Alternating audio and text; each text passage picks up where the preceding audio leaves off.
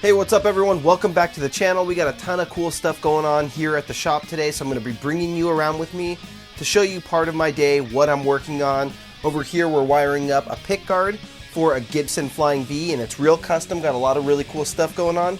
And then I'm also working on, got 3 headstocks right here that I'm prepping to bring out to the spray booth. Got to do some taping and some prepping on them first. I'll also be unboxing a guitar that somebody sent me that they're donating to the shop. It's an 80s guitar, it's pointy. I also got a product sent in to me for review, so I want to unbox that, give you guys a quick preview. I'll do a full review and unboxing later on the channel. We'll be making some headstock logos today as well. The last thing we'll be doing today is packing up the guitar to ship out. I sold the Jackson King V 1993 killer Japanese Jackson guitar. Let's go ahead and jump on into some of this work. Okay, now what I've done over here is I'm making some stripes that I'm going to be putting on the 5150 headstocks. And I actually found somebody already did the work for me.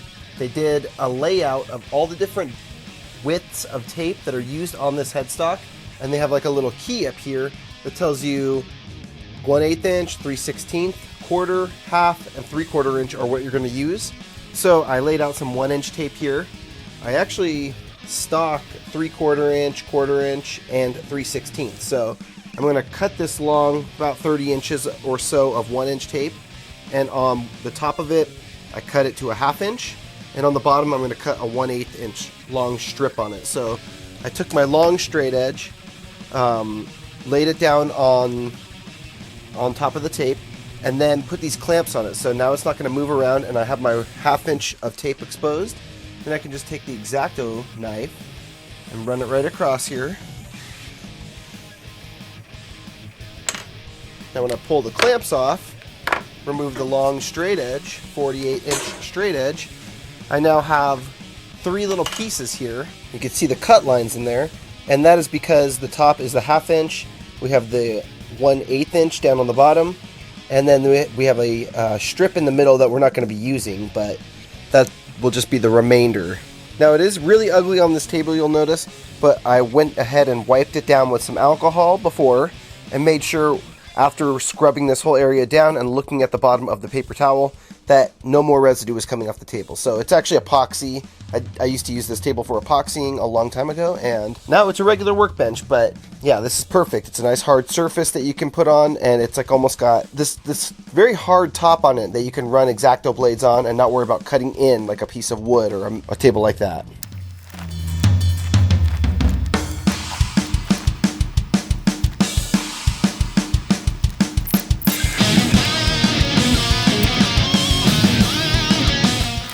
I just made this Fender headstock logo for someone who ordered it from me.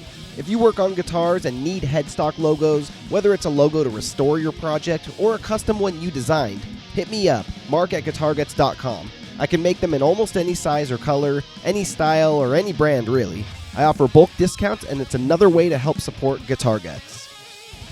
So now we're out in the spray booth, and we got a couple headstocks ready to go. The 5150 headstocks, left and right-handed. And we have a Squire Katana base headstock that we're going to throw down some black for a base coat, because that's going to be getting like a sparkle finish. So we'll do that base coat on the headstock. The body's already got its base coat. And then this is a disassembled Tessie Nelly kill switch. So we'll be painting this black. We're going to be making a black stealthed out kill switch. This is how you make them. You take them apart, you paint the inside clear parts black, and you throw it back together, and then all you see is black on the outside. So it will be protected because all this paint is going to be on the inside of the kill switch. So we're going to paint this, and then we'll put it back together in like 2 days.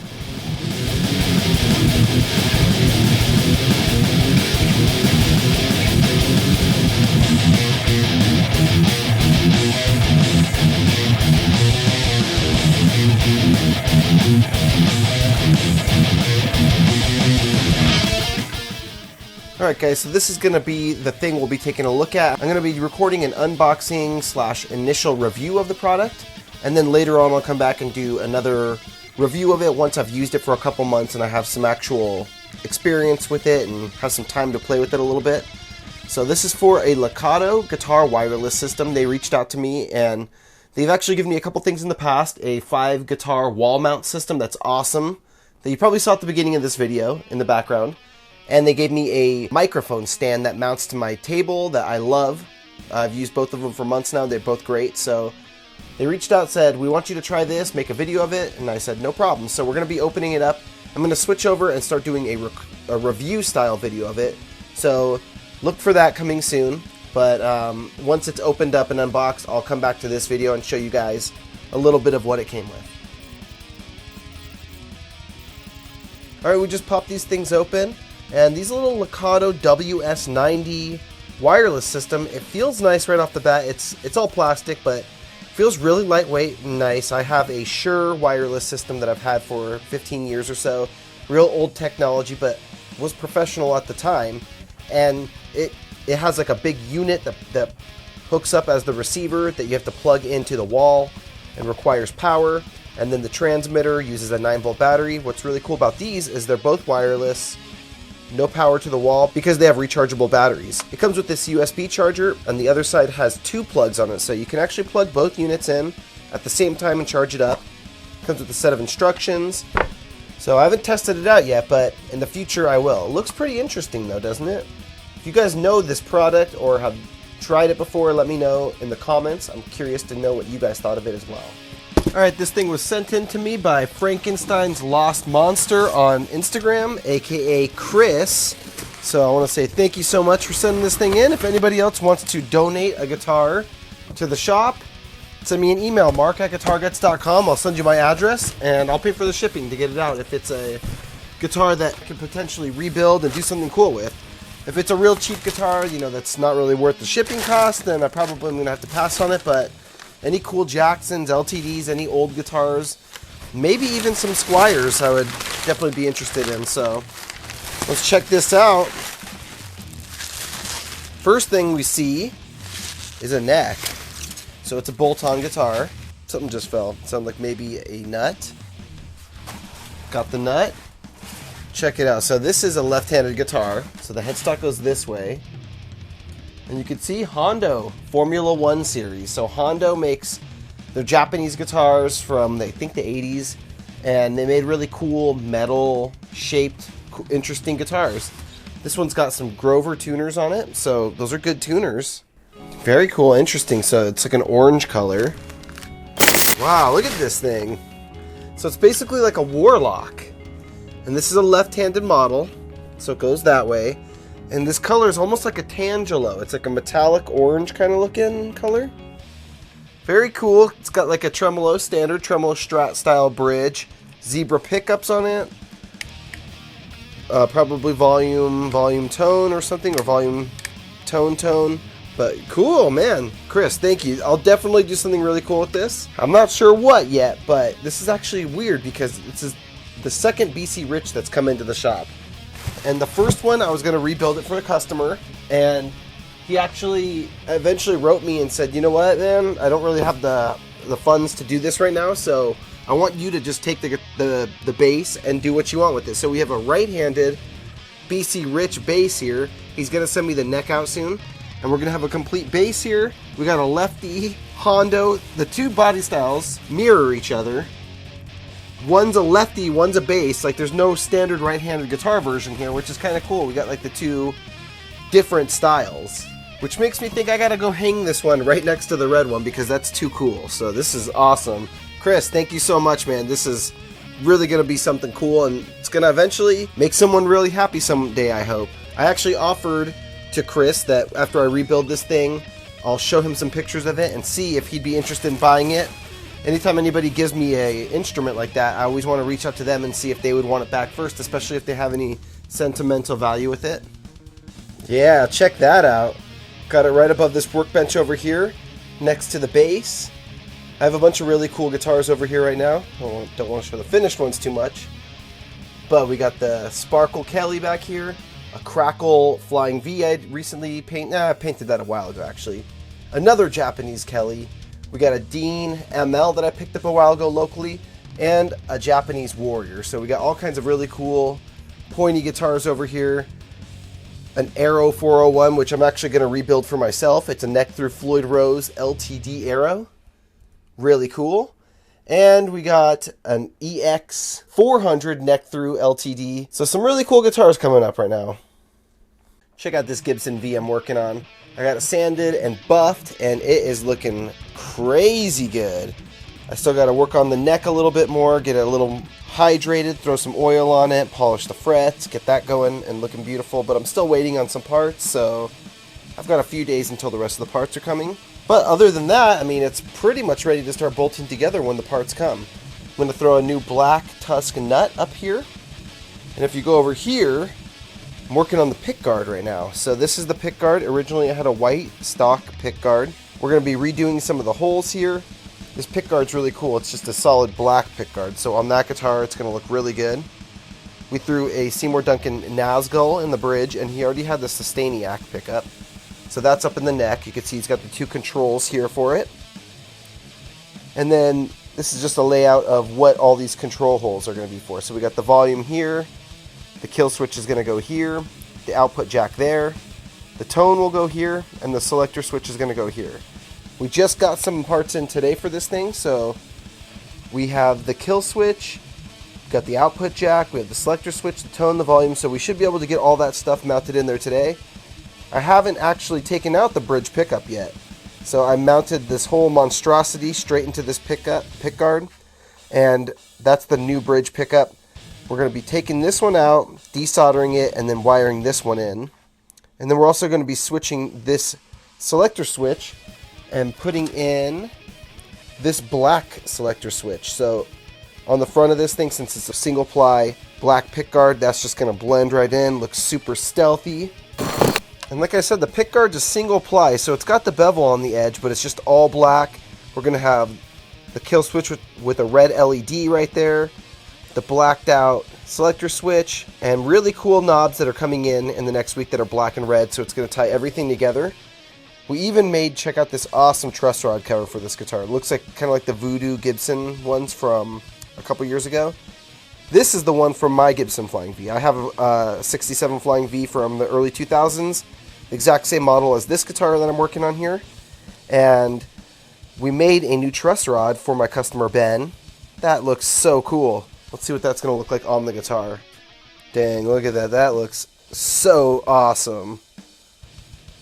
It's funny, when it rains, it pours Gibson Flying Vs, because I got this one here, and then I got this one here I'm working on for someone else too. This is another Gibson that we're filling the bridge on, doing a bunch of work, and two Gibson Flying Vs at the same time. So let's get these components switched out, get that pickup out of the mix, get this thing ready to mount. And then one other thing we'll be doing is removing the 9-volt battery jack, because we're going to be putting this in the body. I routed a hole for it already, so this is going to come through to the body, and then when we connect the pick guard to the guitar, we'll attach those. I have some plugs here. I'll probably grab a plug and solder the plug to each side so we can disconnect them and remove the pick guard from the body when we want to.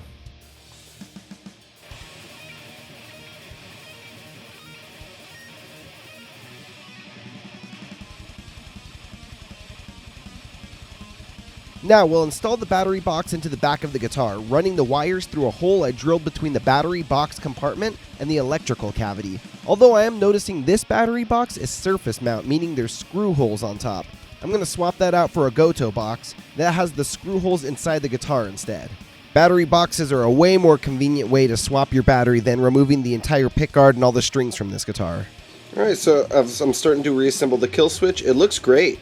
There's the nice black button. All the painted components are the inside, so there's a cap on top. It's the inside of the cap that's painted. There's a little disc that's inside there, and then this white piece, just the very edge of it. I paint that black too, and yeah, that looks great. So we'll go ahead and get that reassembled. And now reassembled, look at that thing. Looks beautiful, super blacked out. Awesome. Now, it's ready to go over into the Wolfgang. And after unwrapping the 5150 headstocks, they look great. There's a little bit of tape bleed. Cleaning those up right now with a razor blade, actually an X-Acto, just hardly touching the spots, and it's coming off. But yeah, these things both turned out really good.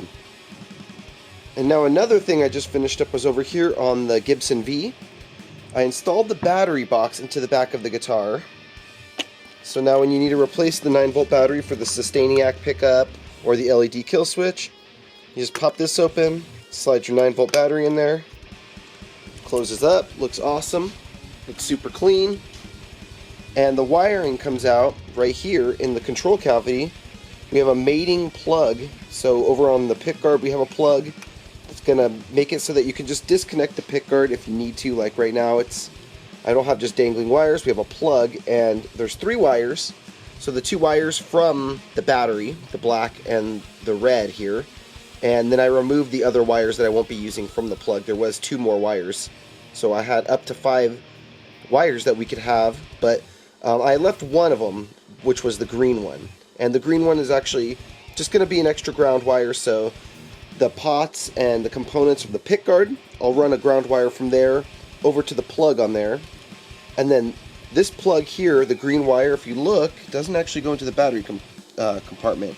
It's coming along here, and it's going to come over and contact the bridge post. So you always need to have your bridge grounded to your electrical system, especially if you're using like a Seymour Duncan pickup. If you're using EMGs, you don't even need to do that, but we'll be running this wire. It's coming up through the post for the bridge. So when we go to install the new bridge, I'll strip this wire back, stick it down in there, and it'll press the bridge into the bare wire, making it so that anytime the strings are on it and you touch the strings, it's going to ground the whole system out and make sure that you don't get a lot of extra hum.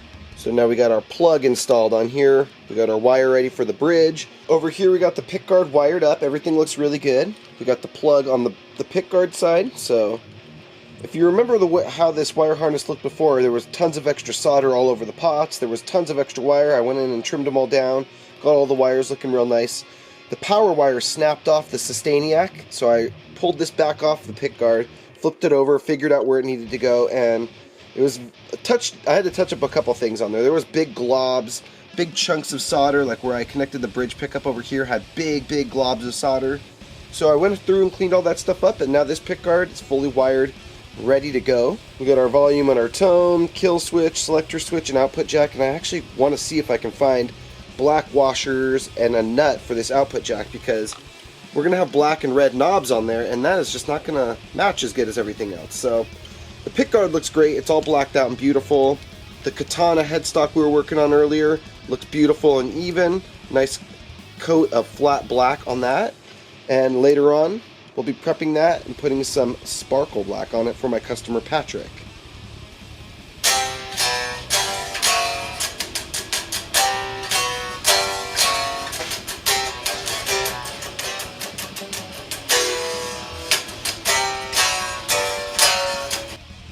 Alright, now that I've recorded the final footage that I need for this episode of Trash to Thrash, this guitar is ready to ship out.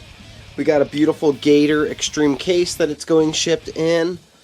And of course, I always put this in to protect the frets from getting banged on from the strings in case, you know, the UPS guys are playing football with it. And we got, of course, the trem bar and paperwork and all this stuff in there. Close that up. Certificate of authenticity from my customer with a little note on the back. And that's about it for today. So I appreciate you guys watching. If you guys are looking for a custom guitar or you want me to rebuild your guitar, send me an email to mark@guitarguts.com and I can make you something cool and custom like this guitar is. It's a one-of-a-kind guitar. We can make yours one-of-a-kind. And if you have an idea what you want, or even if you don't, you're looking for some inspiration, I can kind of help you figure out what works, what doesn't. So send me an email, mark@guitarguts.com, and we'll get the ball rolling with that. Thanks for watching, and I'll talk to you guys soon. Rock on, my friends. Thanks so much for watching this episode. If you enjoyed it, hit that like button, and be sure to subscribe to the channel for more guitar building, restoration, modification content, and be sure to check out the videos here on your screen, including this episode of my guitar rebuilding show, Trash to Thrash.